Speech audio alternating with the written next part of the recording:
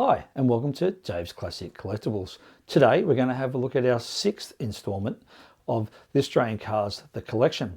Today we'll be looking at issue 21 to 24. So let's go out and have a look at these exciting models and see how they compare to the previous ones. Diving into issue 21 to 24 today, as always you get your glossy colour magazine, your model, and the nice clear display case that the cars come in. If you'd like a more in-depth look at what you get with the Australian Cars The Collection, go back to our first video on these, which is issue 1 to 4, or also have a look at our playlist. So all the videos that we've done on the Australian Cars The Collection series are all there for you to have a look at. So diving into these models, issue 21 is the ever popular Datsun 1600, the first release to Australia. Issue 22 is the very famous Holden XU1 GDR Tirana LJ.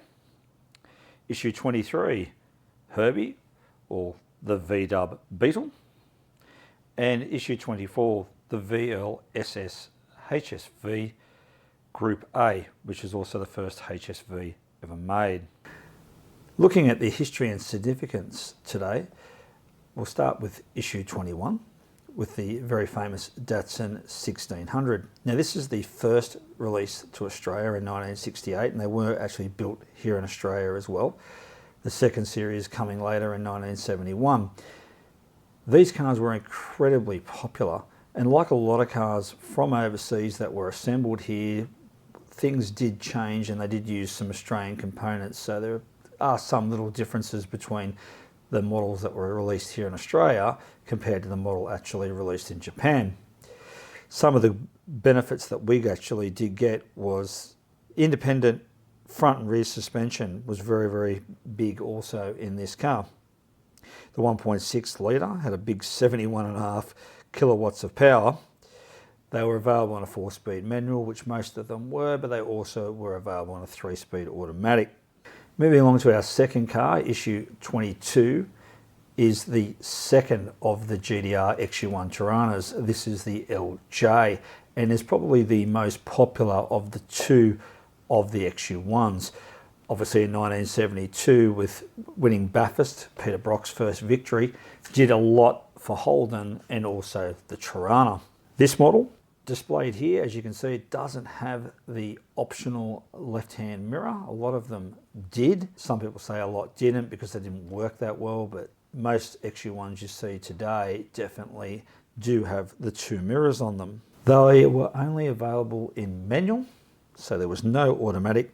They were a 202 6-cylinder, so the 3.3 litre, with 142 kilowatts, which is quite a fair bit of power back then. Now obviously they did weigh a bit, but back in 1972 these things really were quite quick, and obviously to beat GTHO's Phase 3 XYs around Bathurst obviously says it was definitely a battle of David and Goliath, but the handling definitely won, and these cars very, very quick and still very, very popular today. Issue 23, the Volkswagen Type 1 is its technical name, but Beetle as we all know it. A lot of history with this car. Originally all planned by Adolf Hitler, and he commissioned or hired Ferdinand Porsche to design a car for the people. So Hitler's idea is he wanted a car for the people, for everybody. They did start making them in 1938, but not very many were made, obviously because of the war, and it wasn't until later in the war when the car was actually then released. We got them in Australia, and with typical things that we did build here and didn't come fully imported from overseas when they were being assembled here, we did get significant changes. The biggest difference obviously with the Australian edition is they had larger windows. They also had sloping headlights and ball joint suspension. So just a few differences there, main ones. I'm sure there's others, but there's a couple of main points that the Australian models that were built here got. It's a bit of a dark thing when you think about it when it came from Hitler and he wanted a thing for the people, but then, you know, in the 70s the hippies had them and all the rest. But the amazing thing with this car, it was still actually built until 2003 in Mexico, and only then it was stopped because Volkswagen wouldn't spend the money to put airbags in them. So they ran for a very, very long time.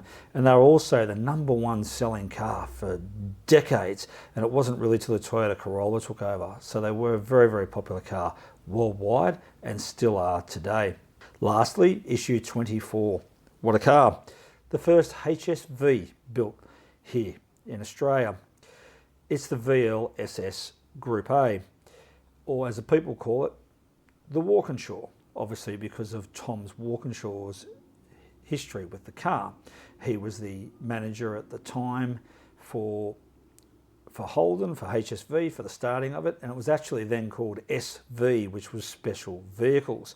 And there's no HSV badge apart from the plate under the bonnet on these cars.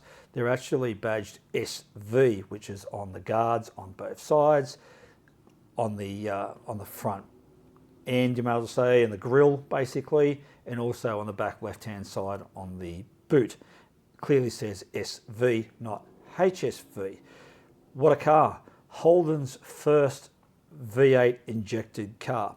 And these, when they came out, they were very, very aerodynamic. The big spoiler kit, it was something that really we hadn't ever seen. And a great car.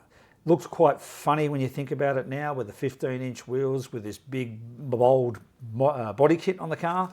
It did really look funny with small wheels, but it was it. And a very big car of its time. 750 were built. Originally, HSV or Holden were going to build 500. The first 500 sold out in no time. They decided they'd build another 250, and basically the first 150 of that batch sold very quickly. And it was the last 180, 70 cars, etc. that got very, very hard for Holden to sell. And they were actually still selling these brand new when the VN Group A came out, which was the last of the Group A Commodores. They still had these brand new at the same time when they were released. To give you an idea, there was a few floating around. And I think from memory, there was about 3 of them that actually had Calais front ends, as HSV were trying to do whatever they could to get rid of the last of the Walkinshaws. And today is probably one of the dearest HSVs you can actually buy in a road car. Looking at the moulds today, well, a little bit different in some of the past cars. Been very happy overall with what we're seeing. Is there a difference today? Well, I'm going to say yes. Starting with issue 21, the little Datsun, I think the mould looks great. Window height and the size of the car and everything is all well and truly within its realistic perimeters. So the car looks great. I think a very good little car, the 1600. It's probably marginally better in some ways than the Trax. Obviously, as we've said before, the bases on these are plastic, which is a bit cheap and nasty. I know it does come down to cost. Weighing it up, maybe the Trax is still better, but at least the Trax is the second series, so it is slightly different, where this is the first series being the 68 model. 22, the XU1. I sort of say yes and I sort of say no. They've made some real issues here with the mould. One of them is definitely the windscreen height. It's not going all the way to the top of the windscreen, to the top of the roof line, I should say. We'll probably talk a little bit more in attention to detail about that. And also same with the headlights. I think the headlights are way too big on this car, which is definitely in the mould. The rest of the car looks pretty good. So I'll say yes, okay, yeah, we'll go back to what you pay for it. But a little bit too less to be desired, to be totally honest, on the mould on that one. Probably the worst one I've seen in this series so far. Issue 23, the little Beetle. I think they've done a fantastic job on the mould of that. It really does look like the Type 1 Volkswagen. Really good. In the scale perimeters, definitely for a 143. It measures up quite nicely. Looks really, really good. Quite happy with what you actually get, definitely for the car and for the price. Lastly, issue 24, the Walkinshaw. Well, the biggest mistake they've made is the roof lining is too high. It does damage the car a little bit. There's some really other good points with the mould. I think it's really just the window height, but the rest of it, perimeters, once again, for a 143 scale, it is actually marginally out as well, which is a little bit disappointing. Overall, I'll still say it's good.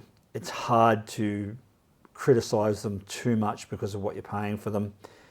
But 2 of these 4 are a little less to be as desirable, and it's probably the worst I've seen in the whole series so far. Attention to detail. The little Datsun 1600 I think is great. The reverse wipers, they've done that very, very well. Headlights, grille, lovely little chrome finishes on the hubcaps. The ever so famous red interior. The dash looks quite good on it. As all these cars do, they do not have any roof linings. They do not have any sun visors. So, you know, work about what you're getting for what you pay for. But the little 1600 in attention, around the headlights, around the tail lights, all the little chrome fixtures, I think are great. So they've done a fantastic job there. 22, the XU1, as I said, the windscreen really lets it down with the windscreen not going all the way to the top. There's a nasty gap. It is on all of them. You can even see it on the brochure there. It'll be a bit hard to sort of come up on the camera, but definitely looking at the magazine, you can even see that they've even got it there, and you can see the gap. So all of them are going to be like that. If you do have one that's not, please drop us a line. It'd be lovely to see one looking good, but the way that magazine picture is, I'm believing they're all going to be like that. The disappointing thing is the headlights are too big. The rest of it, the tail light's really good. One thing I have to say is awesome is the wheels. They've done a fantastic job, and how nice is it to see the Holden logo on the center cap. I don't recall seeing any of the other makers doing it. I don't believe Trax or Auto Art Bianchi, they've done the car. I haven't seen the Holden logo on the center cap, so well done there for attention to detail. The color of the car is fantastic. They've nailed the red really, really well. No paint imperfections, no yellowing, nothing in it whatsoever, no orange peel. So that part of the car is fantastic. Just the headlights and obviously definitely the windscreen really does let this car down. The little Beetle I think is fantastic. Their attention to detail is nice. Little paint stripe down the side. Once again, the big chrome bumpers and rear, the headlights, the interior, very good. It looks great. They've done a good little job with this car, that typical what they wanted, the family, you know, the family car, the every person own a car. It does look really good. Lastly, the Walkinshaw. Likes and dislikes. Attention to detail in regards to badges are all looking quite good. They're in the incorrect spot. The colour is great. They've nailed the panoramic silver. I think they've done a very, very good job there. As I said in the mould, the roof lining's too high, so it spoils it. Inside, the interior looks really interestingly great. They've done it nice. They've missed little things and stuff there that are you're getting a little bit too fussy. I know these cars pretty well. Just things like the ashtrays that tend to discolour, none of that you see. But overall, pretty good apart from really the roof lining, which is in the mould. So the attention to detail is quite nice indeed. Summing up, obviously issue 21 and 23, as I said, I think the 1600 and the little Volkswagen are fantastic. Great models, great moulds. Can't beat it for what you pay for. Just the LJ, those couple of points, as I said, really disappointing. Probably the worst car I've seen in regards to finish of the series. And the Walkinshaw, I just said, with the high roof lining, sort of really does spoil it, and it's a little bit out on scale. Hope you enjoyed today's episode of Dave's Classic Collectibles, our 6th instalment of the Australian Cars, the collection. If you'd like to have a look at the previous models that have come out in this collection, go back. Our videos are there. We've done previously another 5.